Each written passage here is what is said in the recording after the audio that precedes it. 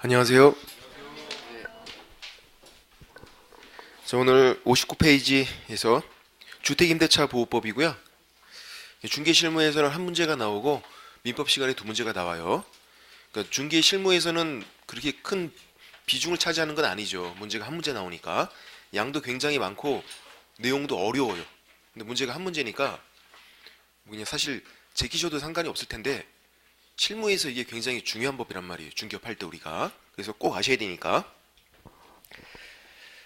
자, 이제 우리가 줄여서 이거 주임법 이렇게 부르는 거죠. 주택임대차보호법은 주임법. 그래서 크게 보면 다섯 가지로 구성이 되어 있다고 보시면 돼요. 법 자체가. 첫 번째가 적용 범위예요. 적용되고 안 되고. 이 법이 적용될 것인가 안 될 것인가. 그 다음 두 번째가 대항력이라는 게 있어요. 대항력. 그리고 세 번째 우선 변제권이 있고요. 그리고 네 번째가 최우선 변제권 그런 게 있고, 그리고 나머지들 기타 해서 그렇게 정리하시면 되는데 가장 중요한 건 대항력이다. 일단 그렇게 개념을 잡으시면 돼요. 대항력이 가장 중요한 거구나. 먼저 거기 1번 적용 안 되는 거 되어 있네요. 적용되는 거 안 되는 게 있는데 안 되는 거 X. 우리는 뭐가 중요하다? X. 아닌 게 중요하니까 적용 안 되는 게 중요하다고요. 또 근데 외울 필요가 없어요. 외울 필요가. 법 제목이 이미 나와 있단 말이에요. 법 제목이 주택임대차 보호법이잖아요. 그러면 주택이 아니면 적용이 안 돼요. 주택임대차 보호법이니까. 그리고 보호법이잖아요. 보호법. 보호할 필요가 없어도 적용이 안 되는 거예요. 그래서 법 제목에 나와 있으니까 그냥 이해하고 넘어가시면 되는 거예요. 볼게요. 거기 동그라미 1번이에요. 동그라미 1번. 비주거용 건물 일부예요. 뭐가 키워드일까요? 비주거용. 주택이 아니잖아요. 비주거용 건물이니까 적용이 안 돼요. 그럼 반대로 주거용 건물이라면요? 적용되는 거죠. 그래서 주거용 건물이라면 그 전부 임대차건 일부 임대차건 상관이 없어요. 적용돼요. 주거용 건물이라면. 비주거용이면 적용이 안 되는 거고. 근데 문제가 있죠. 주거용, 비주거용을 어떻게 판단할 것인지. 예를 들어서 뭐 등기부 기재상, 건축물 대장 그런 걸 판단하는 건가요? 이 주거용인지 비주거용인지 건축물 대장으로 판단한다. 아니면 등기부로 판단한다. 그런 게 아니에요. 사실상 실제로 판단해요. 그래서 무허가, 미등기 그래도 상관이 없어요. 실제로 주거용으로 사용하면 주임법 적용이 되는 거예요.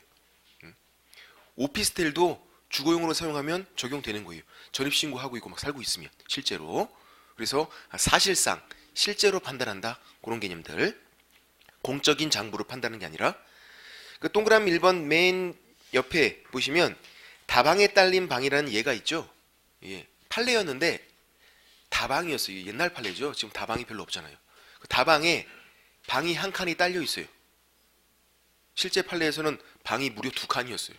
그래서 이제 커피 배달하는 아가씨들이 좀 쉬려고 그렇게. 그래서 이제 다방에 딸린 방 이것도 적용되는가 문제가 됐는데 적용이 안 된대 판례가. 다방이니까 다방. 다방에 그냥 방이 한 칸 딸려 있는 거. 비주거용 건물이었으니까 이런 것들 뭐 그렇게 보시면 되고. 그다음 동그라미 2번은 일시 사용 임대차가 명백하면 적용이 되지 않는다. 보호할 필요가 없어요. 피서 가서 민박 펜션 빌리는 거예요. 놀러 간 사람들인데 뭘 또 보호해줘요 또 이거. 우린 여름에 놀러 가지도 못할 텐데 공부하셔야 되니까 안 놀러 가는 거죠. 놀러 갈 수 있지만 이게 놀러 간 사람들이니까 굳이 보호할 필요가 없다라는 거예요. 되고 그다음 3번 기존 채권 회수 방법으로 임대차 계약을 체결했대요.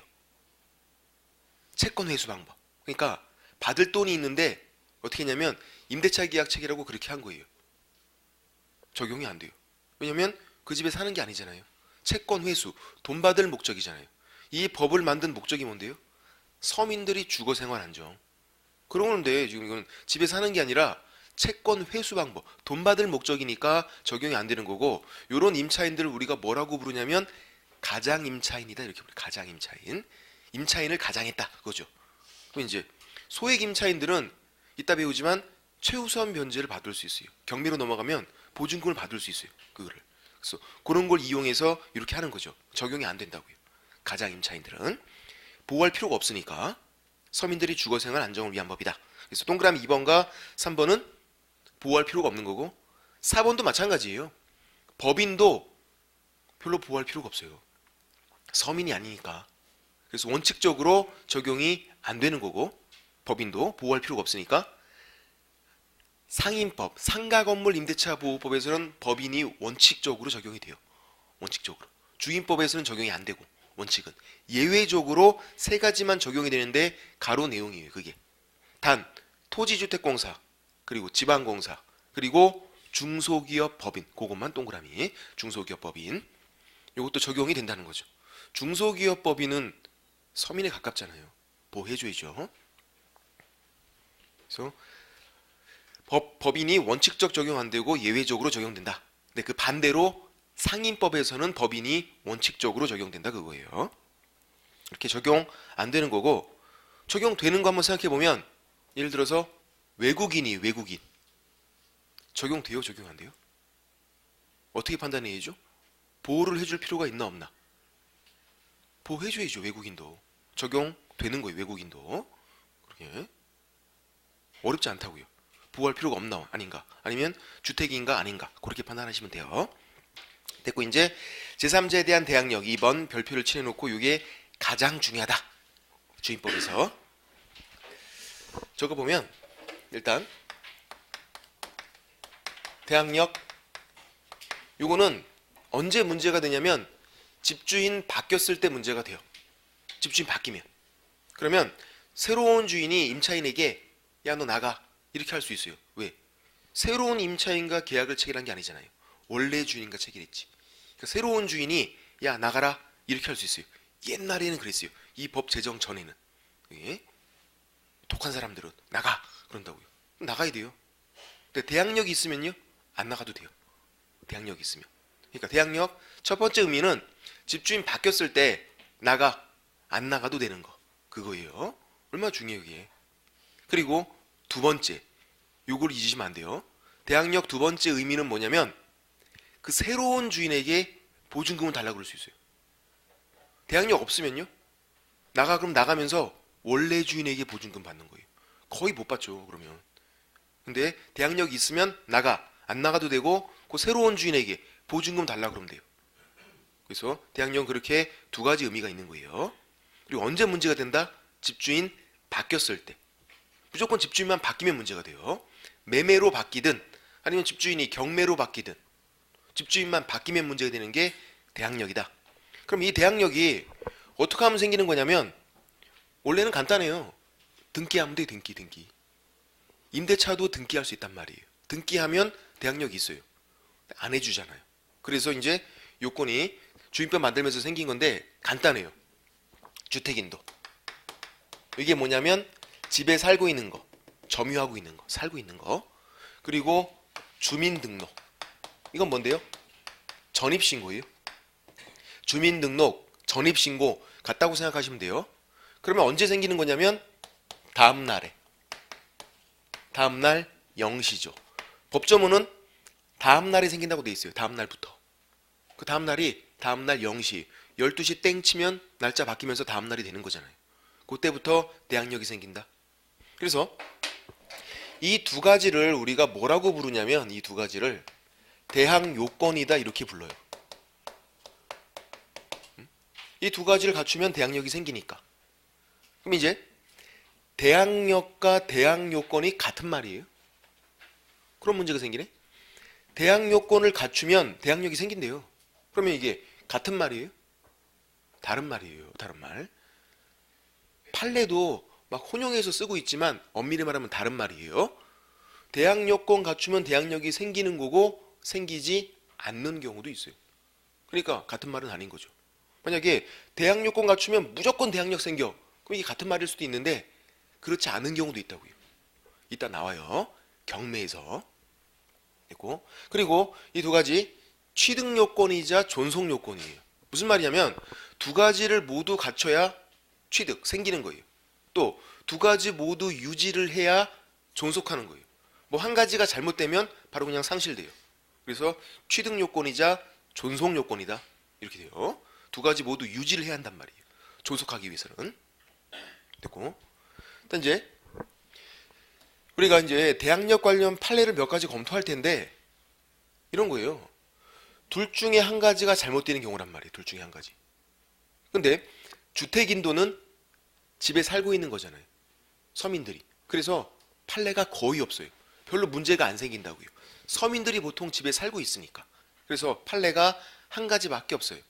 간접점유 판례. 뭐냐면 임차인이 전대차를 한 거예요. 임대차 한 번 또 한 거. 전전세는 전세 한 번 또 한 거. 전대차. 임대차 한 번 또 한 거. 임차인이 또 세를 준 거예요. 그럼 이제 새로운 임차인 들어와 살잖아요. 그 사람을 전차인 이렇게 부르거든요. 그러면 원래 임차인은 자기가 사는 게 아니라 다른 사람이 살게 되잖아요. 그걸 우리가 간접점유 이렇게 불러요. 자기가 직접 살면 직접 점유. 전대차를 해서 다른 사람 살게 하고 자기 나가면 간접점유예요. 상관이 없대요. 판례가. 자기가 직접 점유하고 있든 아니면 전대차를 해서 간접점유하든 상관이 없다. 그래도 괜찮다 그거예요. 왜? 전대차는 법에서 인정해 주는 거니까 법에서 상관없단 말이에요. 불법적인 게 아니니까 그게 상관이 없는 거고. 그래서 직접 점유든 간접 점유든 상관이 없대요. 판례가 그거 하나밖에 없어요. 문제가 안 생기니까. 예. 대부분 판례는 요 주민등록이 잘못되는 경우는 보니까 굉장히 많더라는 거예요. 이게 임차인 본인도 실수하고 공무원도 실수하고 해서 주민등록이. 그래서 이제 판례를 공부할 때 임차인 잘못이 있나 없나를 알아보셔야 돼요. 임차인 잘못이 있으면 대항력 상실이 없어요. 이 주민등록이 잘못된 거에 대해서 책임이 있으니까 대항력이 없단 말이에요. 근데 임차인 잘못이 전혀 없대요. 그럼 대항력은 있는 거예요. 공무원이 잘못했대요. 공무원이. 그럼 대항력 있어야죠. 그렇게. 또 주택 종류도 나눠봐야 돼요. 공동주택인지 아파트, 연립주택, 다세대, 공동주택이에요. 아니면 단독주택인지 단독, 다가구. 그러면 단독주택일 때는 집원까지만 정확하게 해도 돼요. 공동주택일 때는 동호수까지 정확하게. 다세대는 공동주택이고 다가구는 단독주택이에요. 그러니까 다가구는 집원까지만 해도 된다고요. 근데 다세대는 동호수까지 정확하게 해야 대항력이 있는 거예요. 이렇게. 그런 식으로 이제 판례를 알아보는 거죠. 책을 보시면 59페이지에서 2번 대항력에서 방가로 1번이 대항력 취득 요건 및 존속 요건 아까 설명드린 거 그렇게 되고, 그리고 동그라미 1번 보시면 그림 밑에 주택인도 플러스 주민등록 그러면 다음 날부터라고 되어 있지만 이게 다음 날 0시다. 대항력이 생기는 거고, 이 두 가지 모두 갖추고 있어야 생기는 거고 또 모두 유지를 해야 존속하는 거고, 한 가지라도 잘못되면 상실이고 바로. 그 다음 동그라미 2번은 주택인도는 뭐 집을 점유하고 있는 거, 점유. 들어가 살고 있는 거. 근데 직접 점유하든 간접 점유하든 상관이 없다고요. 예. 전대차를 해서 간접 점유에도 상관이 없는 건데 좀 어렵지만 판례가 한 가지인데 엄밀히 말하면 또 이게 두 가지예요. 이게 또. 예. 이런 경우가 있어요. 좀 어려울 수 있어요. 그냥 설명드려보는 거예요. 그냥. 예를 들어서 임차인이 살고 있던 임차인이 대항력이 있던 경우도 있었고 없던 경우도 있었어요. 없던 경우는 뭐냐면 이렇게 한 거죠.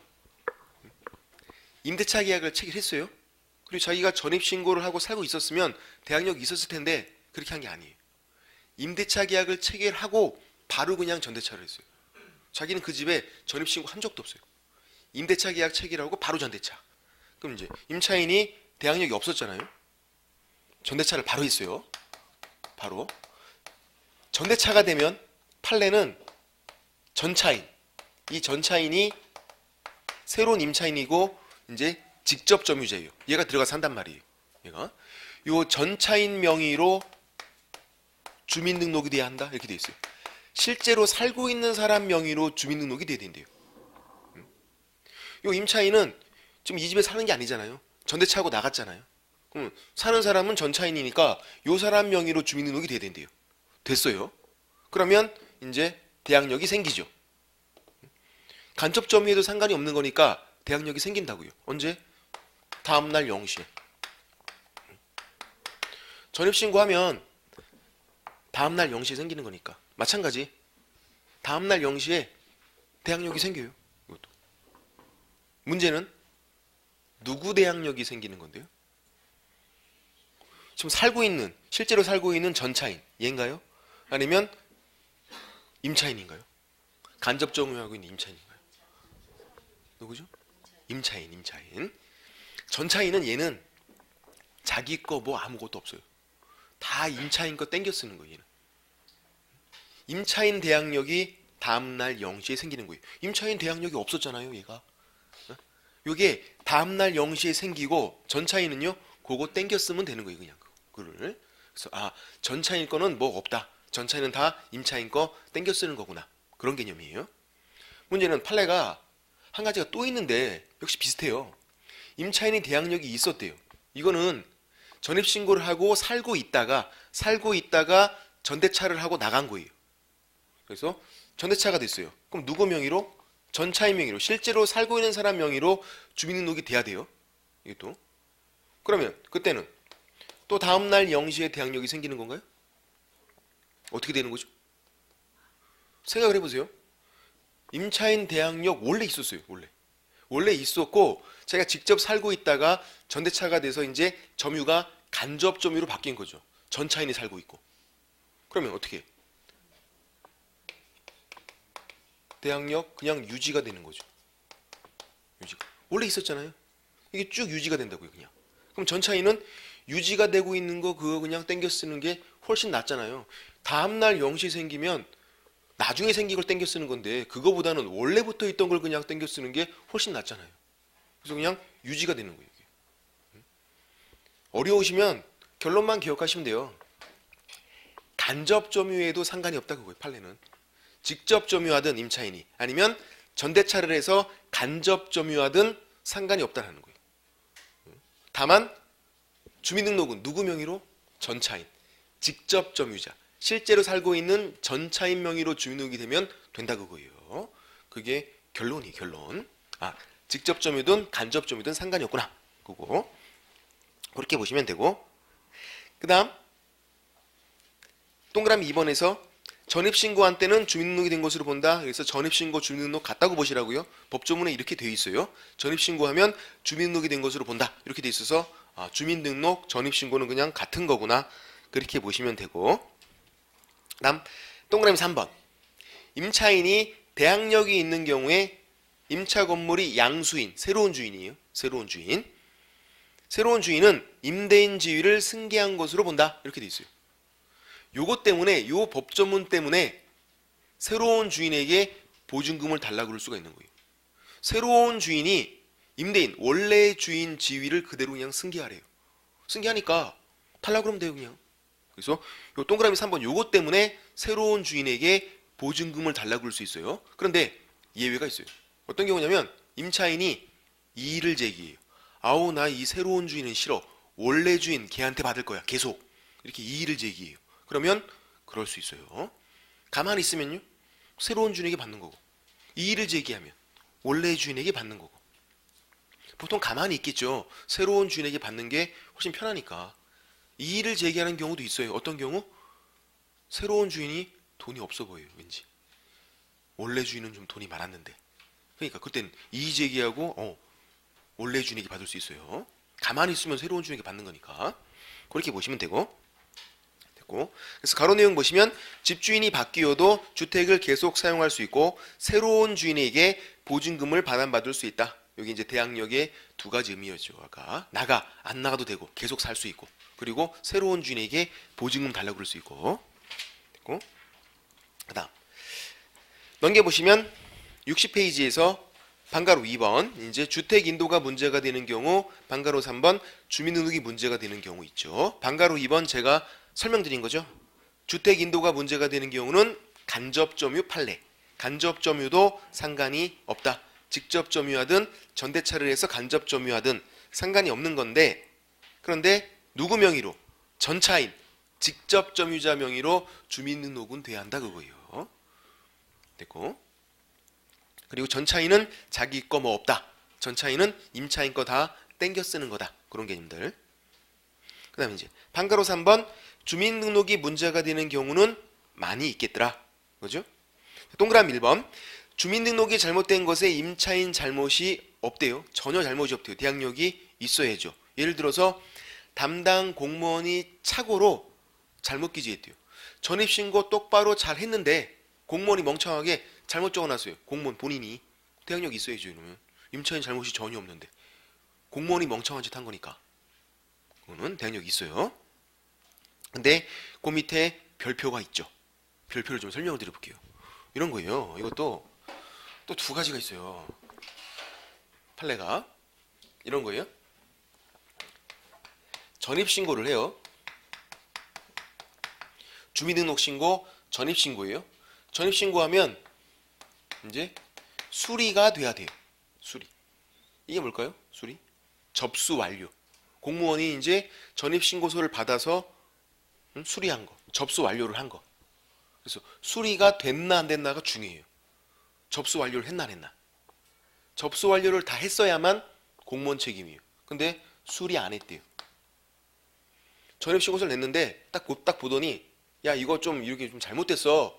다시 적어와. 그런 경우 있잖아요. 공무원이 전입신고서를 보더니 이거 잘못됐다고 다시 적으라고 돌려준 거예요. 그럼 수리가 안 된 거잖아요. 그래서 이제 공무원이 욕을 한 거지. 이거 다시 적어오라고 똑바로. 그래서 임차인이 잘못 기재했어요. 다시 적어오라고 하니까 물론 잘못 적은데 원인은 공무원에게 있는 거죠. 공무원이 다시 적으라고 이게 시키니까 다시 적은 거예요. 원래 거는 제대로 됐단 말이에요. 시켜서 적은 게 잘못됐어요. 그랬더니 이런 경우에는 판례가 대항력이 없대요. 없대요. 되게 억울하죠. 원래 거는 제대로 돼서 그대로 했으면 대항력이 있었을 텐데 공무원이 보더니만 잘못됐다고 다시 적으라고 시켜서 적었더니 대항력이 없대요. 왜 그러냐면 이것 때문에 그래요. 수리. 전입신고가 수리가 안 됐기 때문에. 수리가 안 되면 임차인 책임도 있어요. 그리고 요구를 했지만 최종적으로 잘못 적은 사람은 임차인 본인이었어요. 또 본인이. 그게 맞다면 빡빡 우겨야지. 맞다고 이게. 본인이 잘못 적어갖고 적은 사람도 대항력이 없는 거예요. 근데 이런 경우도 있죠. 전입신고했어요. 수리가 됐어요. 접수 완료한 거예요. 그러면 수리가 되면 이제 임차인 책임은 전혀 없어요. 다 공무원 쪽으로 넘어간 거예요. 이제 수리가 됐으니까. 그래서 공무원이 아까 착오해서 공무원이 잘못 기재한 거죠. 수리가 됐으니까 이제 적는 사람은 공무원이잖아요. 그래서 공무원이 잘못 적었으니까 대항력이 있다 이거죠. 예. 그래서 이 두 가지 차이점은 뭐냐면 이거다. 전입신고가 수리가 됐는지 안 됐는지. 수리가 됐으면 다 공무원 책임. 수리가 안 됐으면 임차인 책임도 있고. 그리고 최종적으로 잘못 적은 사람도 누군지를 잘 봐야 한다 그거죠. 이렇게 됐고 이 정도까지는 이해할 수 있을 것 같아요.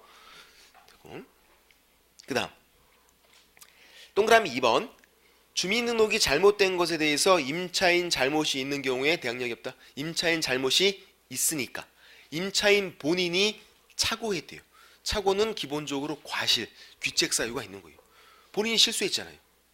대항력이 없어야죠. 그러면 또 그 다음 동그라미 3번 단독주택, 단독, 다가구 특히 다가구 주의하시라고 그랬어요. 다세대는 공동주택, 다가구는 단독주택이에요. 다가구일 때 집원까지만 적어도 괜찮다고요. 근데 공동주택일 때는 아파트, 연립주택, 다세대일 때는 동호수까지 정확하게 해야만 대항력이 있는 거예요. 왜? 짜장면을 시켜보시면 안다니까요. 단독주택은 집원 불러줘도 온단 말이에요. 오잖아요. 근데 아파트에서 집원 불러주면 와요? 배달? 안 와요 이거. 짜장면도 그런데 대항력은 마찬가지지 당연히. 더 중요한 건데. 짜장면 한번 적어놓고 됐고 그 다음 동그라미 3번에 이해가 나와있네요. 다가구 주택이어서 집원만 기재를 했는데 나중에 임차인 잘못도 없는데 다세대로 바뀌었대요. 그래서 다가구일 때는 집원까지만 정확하게 괜찮죠? 근데 임차인도 모르는 사이에 잘못도 없는데 그 집이 다세대로 바뀌었대요. 그냥 대항력 있어야죠. 동호수 기재를 안 했더라도. 왜? 원래는 다가구였잖아요. 그리고 임차인 잘못도 없잖아요. 이런 경우에 대항력 없다 그러면 임차인 너무 황당하지. 진짜 뒤통수 맞는 거잖아요. 그 다음 동그라미 4번 공동주택, 아파트, 연립주택, 다세대. 뭐 아파트나 연립주택이 공동주택이건 다 알고 있으니까 다세대 주의하시라고요. 다가구는 단독주택, 다세대는 공동주택, 동호수까지 정확하게 기재를 해야 한다. 그거죠. 왜냐면 짜장면 때문에. 그렇게 하시면 되고. 밑에 얘도 판례죠. 연립주택의 경우에 1층 101호인데 1층 201호. 대항력이 없다고요. 이것도. 근데 이런 경우도 있었어요. 어떤 경우냐면 예를 들어서 A동 101호예요. A동 101호. 동호수까지 정확하게 해야 돼요. 연립주택에서. 근데 이 사람이 어떻게 했냐면 가동 101호 이렇게 했어요. A동 101호인데 가동 101호. 대항력이 있을까요? 없을까요? 이런 경우에는 있다. 영어 모를 수도 있잖아요. 응? A나 가나 1번 타자는 마찬가지잖아요. 누가 봐도 그게 A동인지 가동인지 영어를 모를 수도 있으니까. 응? 우리 기준에서 판단하지 말란 말이에요. 어르신들은 모를 수도 있으니까 이게. 그래서 A동 101호인데 가동 101호 이 정도는 사회 통념상 그게 어디인지 정확히 판단할 수 있으니까. 근데 지금 이거 1층 101호, 1층 201호는 완전 동호수 다르니까 이건 배달이 잘못 가잖아요. 근데 이거는 이런 경우에는 짜장면 시켜도 와요. 이거는 찾아오죠. 무슨 연립주택, 응? A동인데 가동 101호 찾아오죠. 이거 왜 못 찾아요 이거를? 사회 통념상 1번 타자는 마찬가지니까 이 정도까지는 대항력이 있다 그거예요. 그런 것도 있었고, 그리고 엄청난 판례들이 많겠죠. 이 대항력 관련해서. 예. 사례가 많으니까. 그 다음 동그라미 5번 주민등록은 임차인 본인뿐만 아니라 배우자, 자녀의 주민등록도 포함합니다. 역시 주민등록이 잘못된 거예요. 주민등록이 어떻게 되냐면 임차인이 자기 명의로 했으면 전혀 상관이 없는데 자기 명의로 안 했어요. 배우자 명의로 했대요. 계약은 자기가 체결하고 전입신고는 배우자 명의로 하고, 계약은 자기가 체결하고 자녀 명의로 전입신고하고 그렇게 한 거예요. 대항력이 있대요. 가족 명의면 상관이 없대요. 판례가. 왜 그럴까요? 생각해보면 이런 경우가 되게 많아요. 많다. 이게 내가 계약 체결하고 부인 명의로 전입신고하는 경우가 은근히 굉장히 많아요. 이런 경우에도 대항력이 없다 그러면 보호를 못 받는 서민들 굉장히 많아지는 거예요. 이 법이 아무런 의미가 없어지는 거예요. 그래서 가족 명의면, 같이 살고 있는 가족 명의면 상관이 없다라는 거예요. 그런 경우 많으니까 서민들에겐 다 그럴 만한 사정이 있다고요. 너무 꼬치꼬치 캐묻고 막 그런 거 아니라고요. 적당히 봐줘야지 이런 거는. 그래서 이제 제가 아까 이게 존속 요건이라고 설명드렸잖아요. 그게 무슨 말? 두 가지를 모두 유지를 해야 존속한다고요. 쭉. 그러니까 주민등록도 계속 있어야 되는 거예요. 근데 이런 경우에 가족은 두고 자기만 나갔어요. 그럼 대항력 상실이에요? 지금 존속 요건이니까 주민등록이 계속 유지가 돼야 되는데 가족은 그대로 두고 자기만 나갔다고요. 대항력 있다고요. 가족 명의도 상관이 없는 거니까.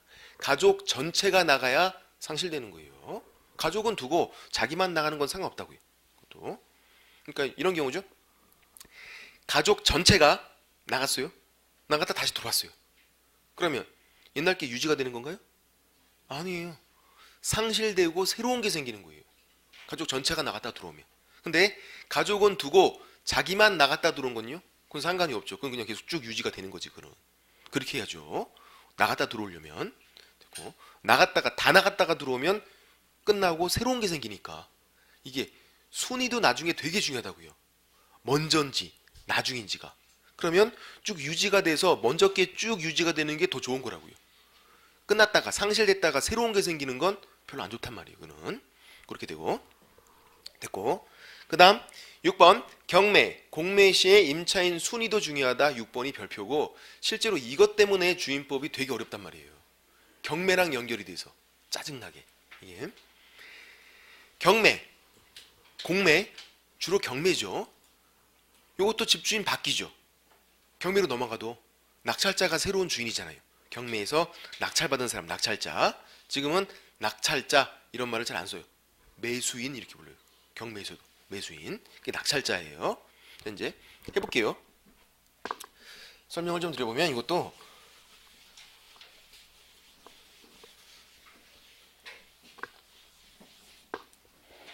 예를 들어서 이제 집이 있는데 그 집에 임차인이 먼저 들어왔어요. 가장 먼저 전입신고한 거예요. 그래서 대항 요건도 갖추고 요거 주택인도 플러스 주민등록 이게 대항 요건이에요. 그리고 보통 계약서에 확정일자라는 도장도 받아요.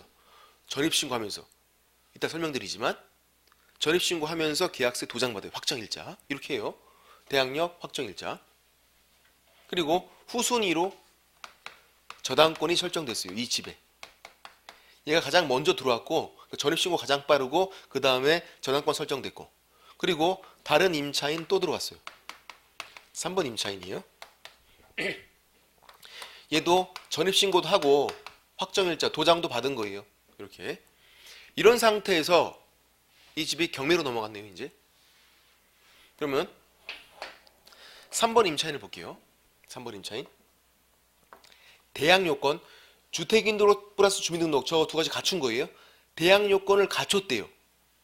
근데 경매로 이 집을 산 낙찰자 매수인에게 대항력 주장할 수가 없어요.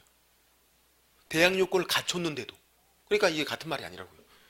대항 요건과 대항력이 얘는 대항 요건을 갖췄는데도 불구하고 그 낙찰자에게 대항력을 주장할 수가 없어요. 낙찰자가 야 너 나가 이게 나가야 돼요. 3번 임차인. 경매, 공매에서는 순위도 중요하다고요.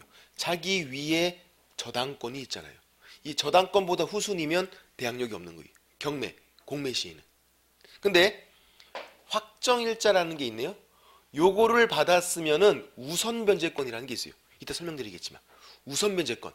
경매 절차에 참여해서 보증금 좀 주세요 이렇게 하는 거. 그건 있어요. 경매 절차에 참여해서. 근데 얘는 달라고 해도 다 받기가 쉽지가 않아요. 왜 그러냐면 위에 있는 얘가 선순위자가 싹 쓸어가요. 다 쓸어가고 남은 찌끄레기를 받는 거예요. 그러니까 보증금 다 받기가 쉽지가 않죠.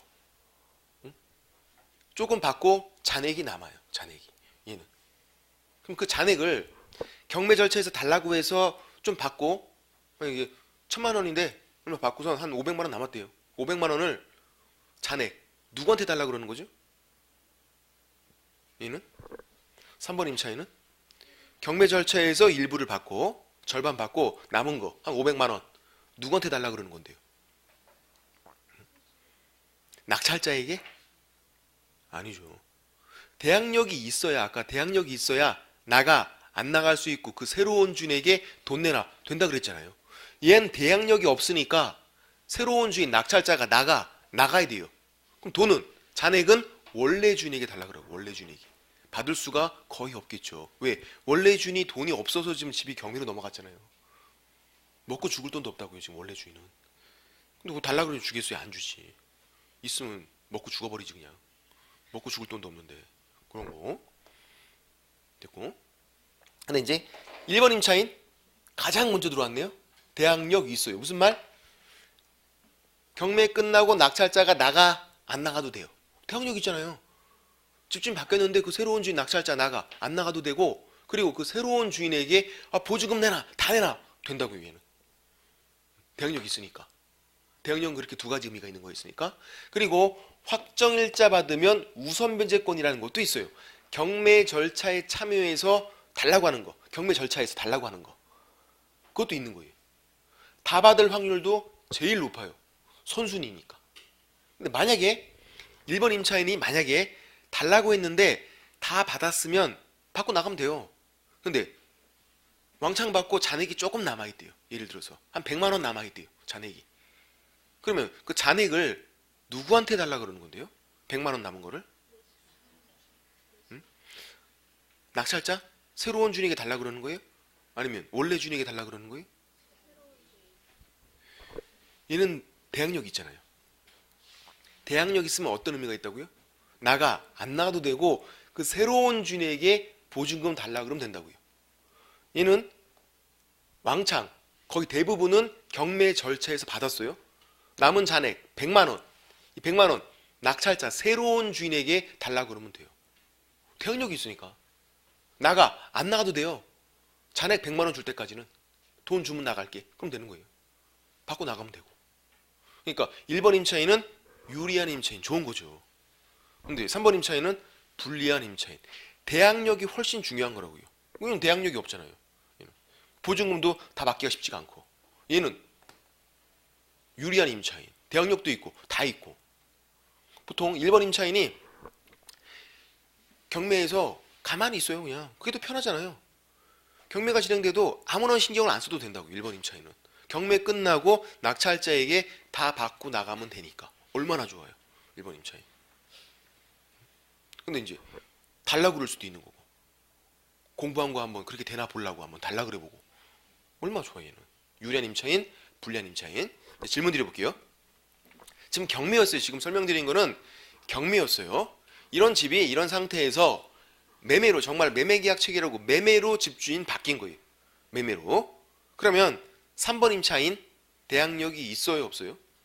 1번 임차인은 당연히 있어요. 3번 임차인 대항력 있다고요. 있어요.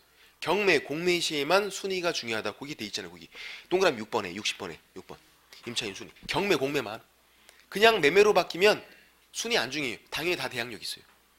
경매, 공매 시에만 그렇게 순위가 중요한 거예요. 특히 경매 시에만 그렇게 보시면 되고, 오해하시면 안 된다. 그 다음 61페이지에서 7번 분양계약이 해제가 된 경우, 이거죠. 이것도 역시 집주인이 바뀐 건데 이렇게 바뀌어요. 예를 들어서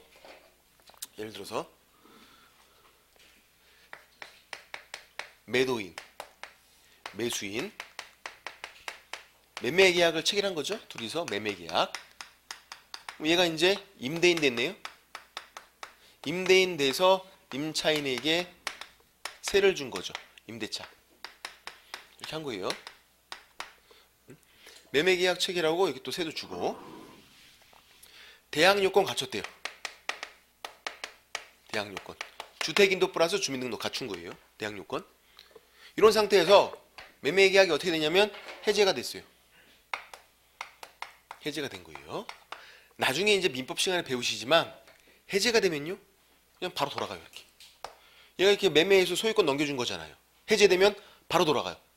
그래서 얘가 소유권자가 되는 거예요. 등기가 얘 명의여도 해제가 되면 바로 돌아가서 얘가 소유권자예요. 취소돼도 그러고 무효돼도 그러고 바로 돌아가요. 바로. 그래서 얘가 소유권자예요. 계약 해제가 되면. 그럼 보세요. 이제 문제는 얘죠. 대항요건 갖췄잖아요.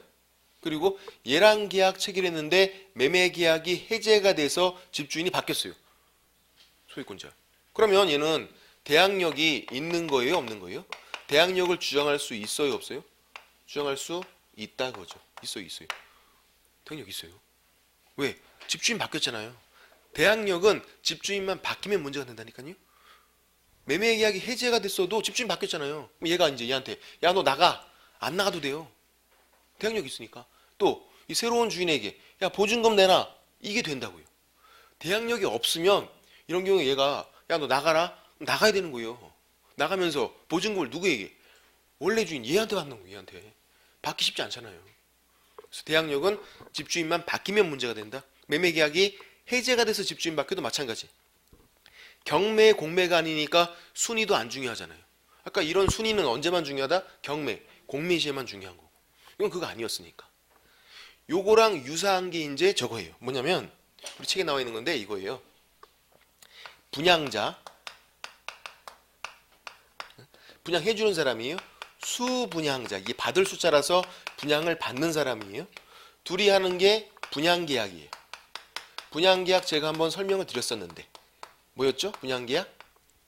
매매계약 1번 타자. 다 지으면 건설회사가 소유권자. 처음 파는 게 분양이라고. 매매계약 1번 타자. 그러니까 성질이 매매계약과 똑같아요.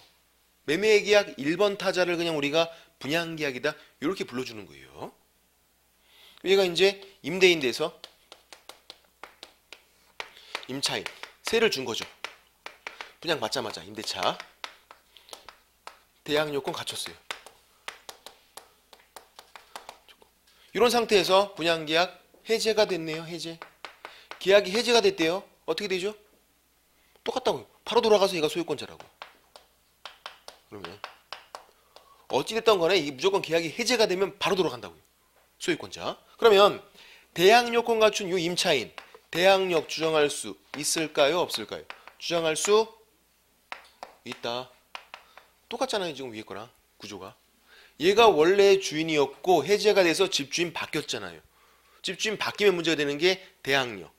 얘가 나가 안 나가도 된다고요. 그리고 얘한테 보증금 내놔 되는 거고. 또 그래서 매매계약 해제로 바뀌든 분양계약 해제로 바뀌든 집주인 바뀐 거니까 문제가 되는 게 대항력 있는 거예요. 그래서 판례는 임대차 계약을 임차 입장에서 임대차 계약을 반드시 소유권자랑 체결할 필요가 없다고 그거예요. 임대차 계약을 체결할 권한이 있는 사람, 적법한 권한이 있는 사람과 계약만 체결하면 된다는 거예요. 얘네들은 계약이 해제가 돼서 소유권자가 아니지만 계약 체결할 권한이 있어요. 해제되기 전에 지금 계약 체결했잖아요. 얘는 등기까지 받아왔어요. 돈 다 주고 등기까지 받아온 사람이에요. 당연히 계약 체결 권한이 있지. 얘는요 등기를 받아온 건 아니었어요. 근데 돈을 다 주고선 뭘 받아왔냐면 열쇠를 받아왔어요. 열쇠를. 세를 놓으려고 열쇠를. 돈 다 주고서. 그런 정도 됐으면 계약 체결할 권한이 있다라는 거예요. 소유권자가 아니어도. 그래서 그런 사람과 계약 체결하면 대항력이 있다. 근데 최근 판례에서 요것만 설명드리고 좀만 쉴게요. 좀 어려워요 내용이. 누구랑 계약을 체결했냐면 최고가 매수 신고인. 아우 어렵네요 이런 말이. 최고가 매수 신고인. 뭐냐면 이 사람은 경매에서 최고가를 적은 사람이에요. 최고가 적어서 낙찰 받은 사람이에요. 최고가 매수 신고인. 자, 경매에서 소유권을 취득하는 시기는 언제일까요? 그냥 일반 매매 계약이면 등기해야 소유권 취득해요. 그럼 경매라면요 매각대금 완납하면 소유권 취득해요. 그래서 돈을 다 냈으면 그냥 소유자예요. 낙찰자 소유자. 근데 이 사람은 최고가 매수 신고인은 돈 낸 건 아니죠. 돈을 냈으면 소유자니까. 돈 낸 게 아니라 그냥 최고가로 낙찰만 받은 상태예요. 그래서 이 사람이 낙찰을 받고 계약을 체결했어요. 임대차 계약. 그럼 이 사람은 이 최고가 매수 신고인은 임대차 계약을 체결할 적법한 권한이 있는 사람이 없는 사람이 그게 문제인 거죠. 그게 권한이 없다고 죠 얘는. 왜? 이 사람들이랑 구조가 완전 다르잖아요. 이 사람들은 돈 다 냈어요 지금 돈을. 얘는 돈 다 내놓고 등기 받았고 얘는 돈 다 주고선 열쇠 받아왔고 얘는 돈 준 거 아니잖아요. 돈 낸 것도 아니고 그냥 낙찰만 받아온 상태. 그런 상태니까 적어도 돈을 다 냈어야지. 그거 아니니까 얘는 임대차 계약 체결할 권한이 없다. 그래서 얘랑 계약 체결한 사람은요 대항력 같은 거 없는 거예요. 이 법이 적용이 안 돼요. 이거는 계약 체결할 권한이 없는 사람이니까. 적어도 계약 체결할 권한이 있는 사람은 돈까지는 다 냈어야 한다. 그런 게 판례의 취지예요. 그렇게 보시면 되고 됐고 거기에 이제 동그라미 8번에 나와 있는 내용이니까 그렇게 보시면 되고 좀 쉬었다가 보증금의 우선 변제권도 중요하니까 설명을 다시 드려볼게요. 좀 쉬세요.